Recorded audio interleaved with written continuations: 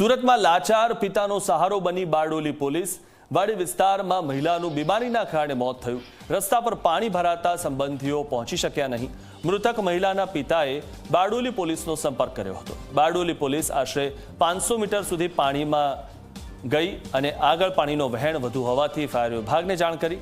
Fire વિભાગની મદદ લઈને પોલીસ વૃદ્ધના ઘરે પહોંચી। પોલીસે મહિલાનો મૃતદેહ ખાટલામાં મૂકી કાંધ આપી હતી। ગરીબ પરિવારને અંતિમ વિધિ માટે આર્થિક મદદ પણ કરી। પોલીસની આ કામગીરીને ઠેર ઠેર બિરદાવાઈ રહી છે।